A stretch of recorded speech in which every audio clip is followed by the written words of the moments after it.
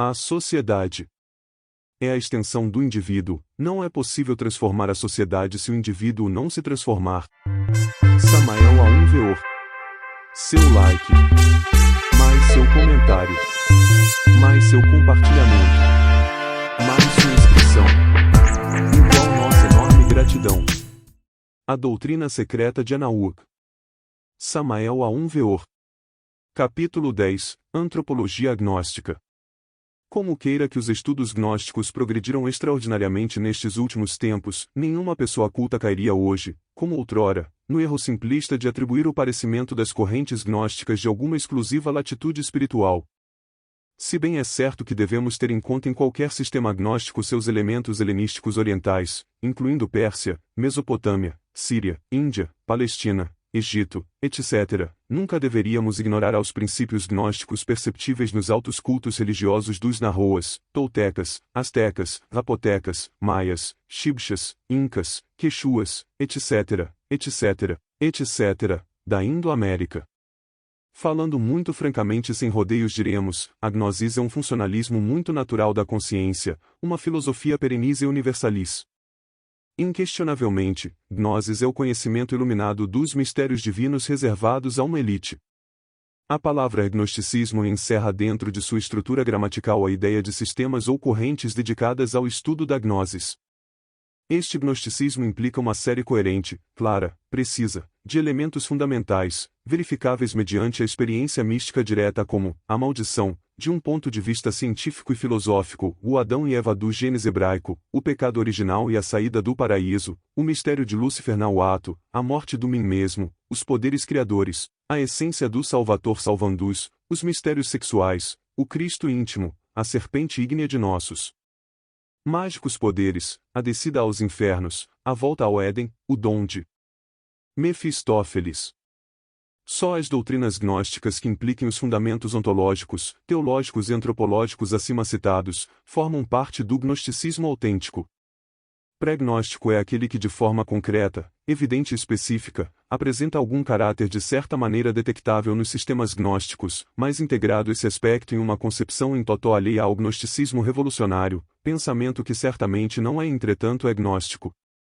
Protognóstico é todo sistema gnóstico em estado incipiente germinal, movimentos dirigidos por uma atitude muito similar à que caracteriza as correntes gnósticas definidas. O adjetivo agnóstico pode e até deve ser aplicado inteligentemente tanto às concepções que de uma ou outra forma se relacionem com a gnosis como com o gnosticismo. O termo agnostizante, inquestionavelmente, se encontra muito próximo a pré-gnóstico por sua significação, já que o vocábulo, em realidade, estrito sensu, relaciona-se com aspectos intrínsecos que possuem certa similitude com o gnosticismo universal, mas integrados em uma corrente não definida como gnosis. Estabelecidas estas elucidações semânticas, passemos agora a definir com inteira claridade meridiana ao gnosticismo. Não está demais, neste tratado, esclarecer de forma enfática que o gnosticismo é um processo religioso muito íntimo, natural e profundo. Esoterismo autêntico, profundo, desenvolvendo-se de instante em instante, com vivências místicas muito particulares, com doutrina e ritos próprios. Doutrina extraordinária que fundamentalmente adota a forma mítica e, às vezes, mitológica. Liturgia mágica inefável, com viva ilustração para a consciência superlativa do ser. Inquestionavelmente, o conhecimento gnóstico escapa sempre às normais análises do racionalismo subjetivo. O correlato deste conhecimento é a intimidade infinita da pessoa, o ser. A razão de ser do ser é o próprio ser. Só o ser pode conhecer-se si mesmo. O ser, portanto, se autoconhece na gnosis. O ser, reavaliando-se e conhecendo-se a si mesmo, é a autognosis. Indubitavelmente, esta última, em si mesmo, é a gnosis. O autoconhecimento do ser é um movimento suprarracional que depende dele, que nada tem a ver com o intelectualismo. O abismo que existe entre o ser e o eu é infranqueável e, por isso, o pneuma, o espírito reconhecer-se, e este reconhecer-se é um ato autônomo para que a razão subjetiva do mamífero intelectual resulte ineficaz, insuficiente, terrivelmente pobre. Autoconhecimento, autognosis, implica na aniquilação do eu como trabalho prévio, urgente, inadiável. O eu, o ego, está composto por somas e subtrações de elementos subjetivos, desumanos, bestiais, que inquestionavelmente tem um princípio e um fim. A essência, a consciência, embutida, engarrafada, enfrascada entre os diversos elementos que constituem o mim mesmo, o ego, infelizmente se processa dolorosamente em virtude de seu próprio condicionamento. Dissolvendo ao eu, a essência, a consciência, desperta, ilumina-se, libera-se, então sucede como consequência ou corolário o autoconhecimento, a autognosis. Indubitavelmente, a revelação legítima tem seus fundamentos irrefutáveis, irrebatíveis, na autognosis. A revelação gnóstica é sempre imediata, direta, intuitiva, exclui radicalmente as operações intelectuais de tipo subjetivo e nada tem a ver com a experiência e reunião de dados fundamentalmente sensoriais.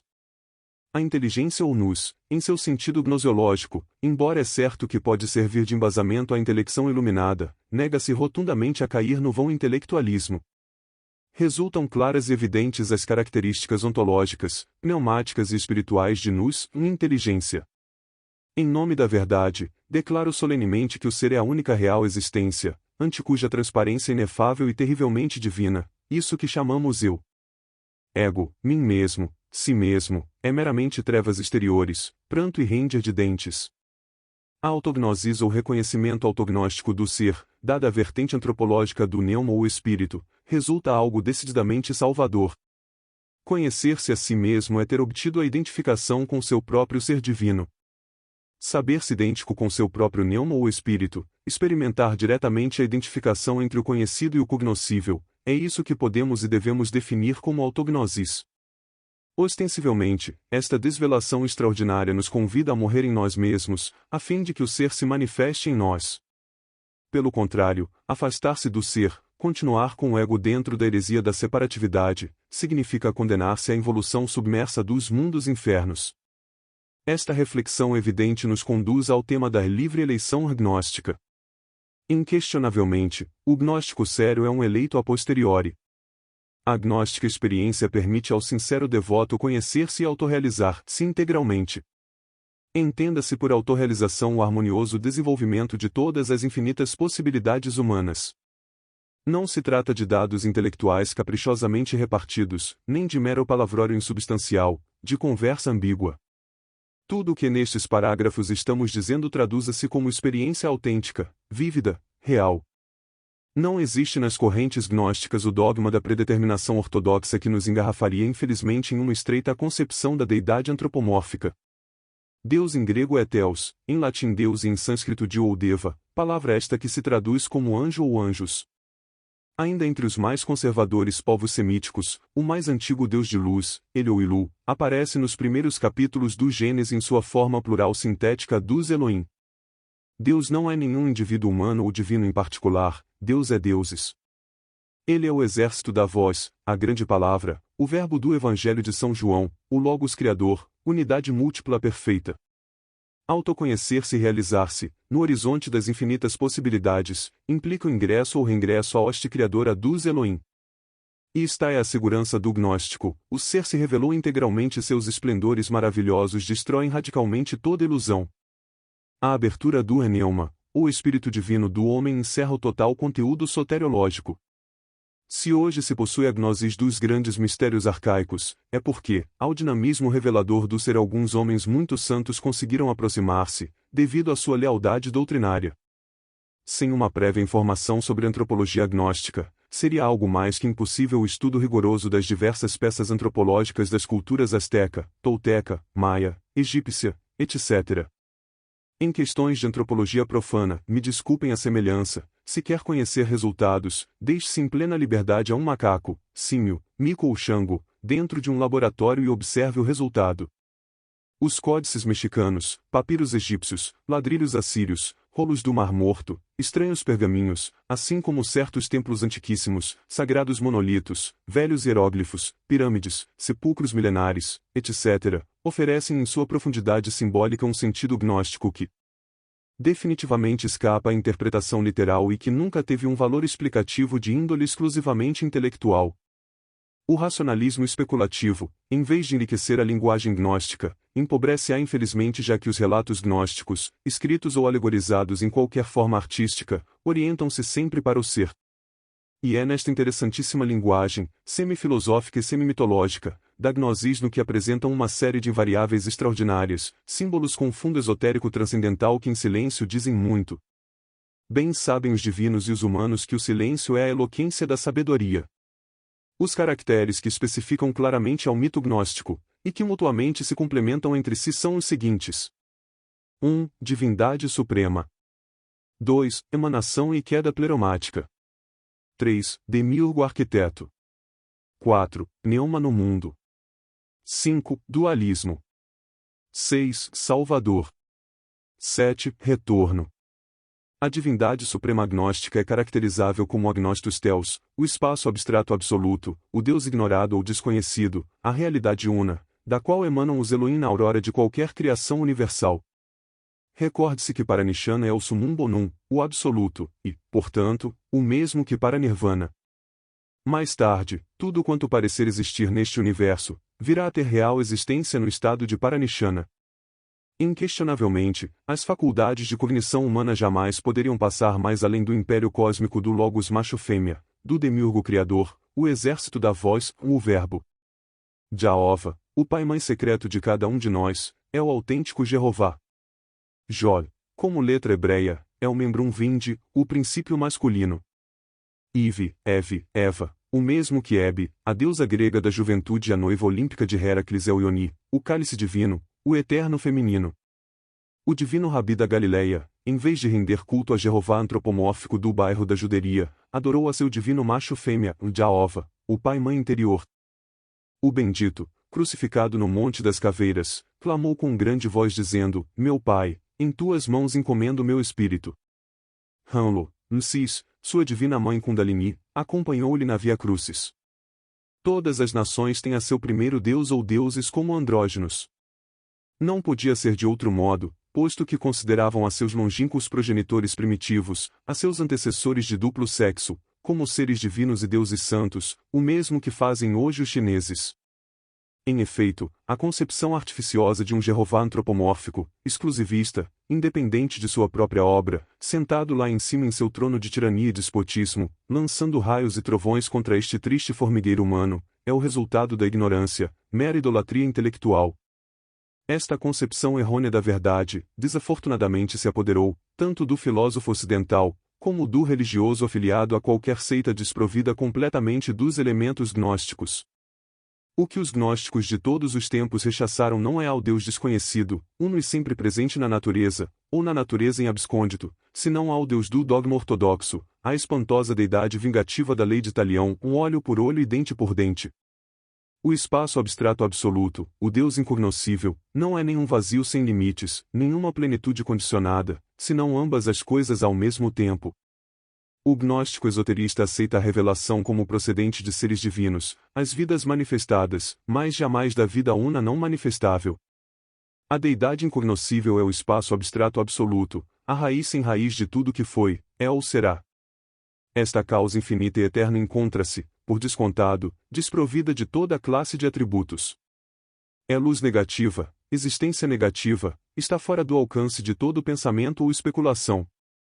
O mito gnóstico de valentia, que de forma específica mostra aos 30 éons pleromáticos surgindo misteriosos dentre o espaço abstrato absoluto por emanações sucessivas e ordenadas em casais perfeitos, pode e deve servir como arquétipo modelo de um mito monista, que de forma mais ou menos manifesta se encontra presente em todo o sistema gnóstico definido.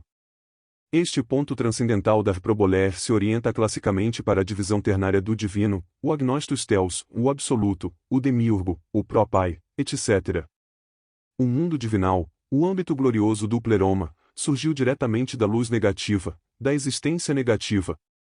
Finalmente, o nous, espírito ou neurna, contém em si mesmo infinitas possibilidades suscetíveis de desenvolvimento durante a manifestação.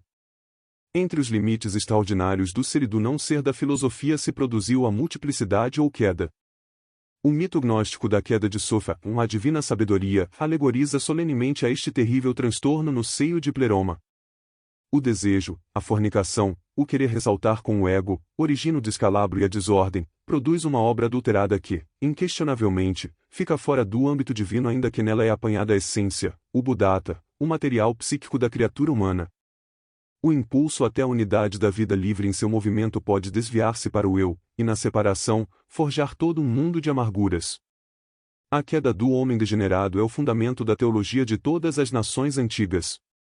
Segundo Filolau, o pitagórico, século V antes de J.C., os filósofos antigos diziam que o material psíquico, a essência, estava enterrada no eu, como em uma tumba, como o castigo por algum pecado.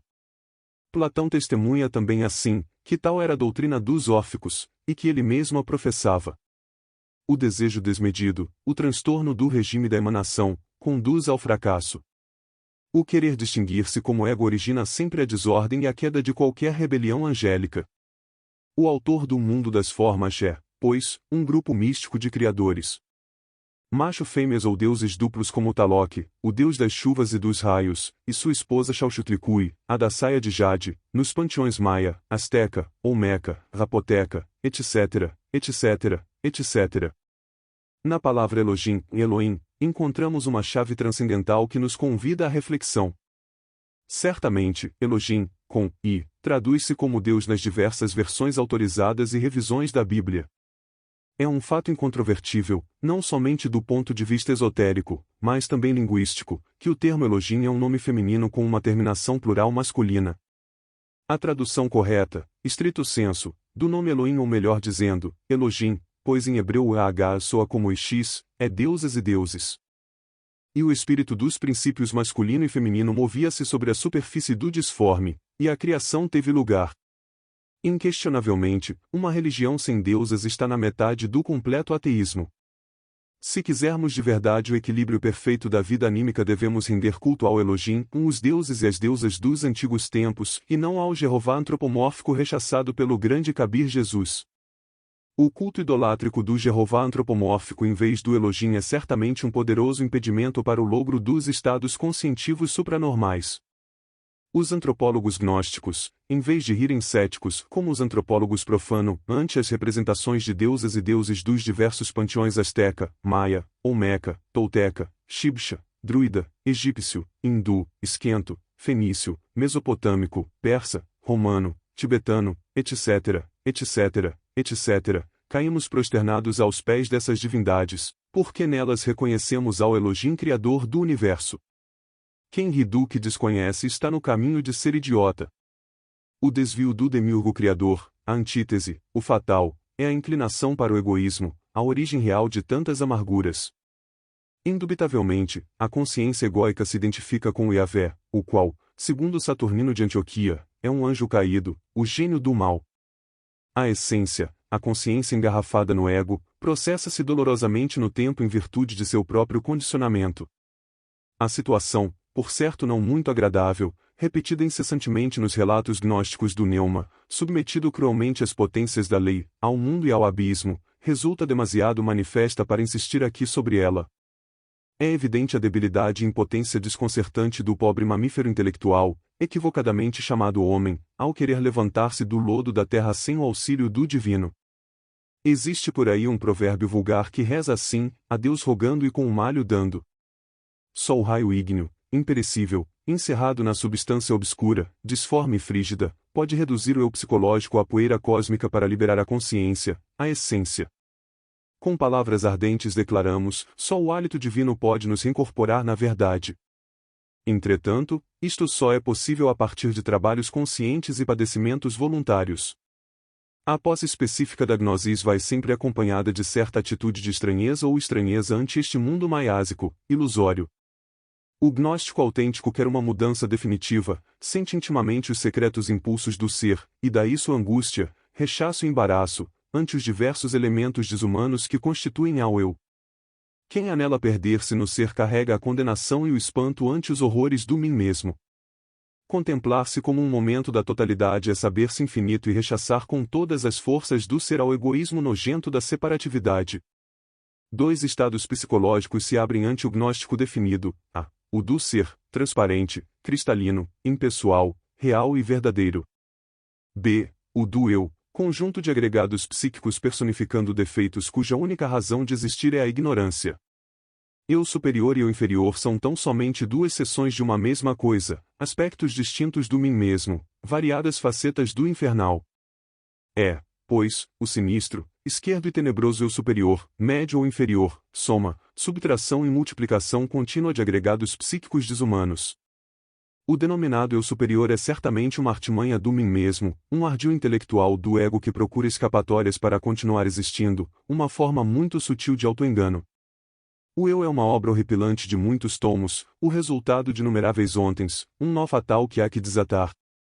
O autolouvor egóico, o culto ao eu, a sobreestimativa do mim mesmo, é paranoia, idolatria da pior espécie. A gnosis é revelação ou desvelação, aspiração refinada, sintetismo conceitual, ganhos máximos.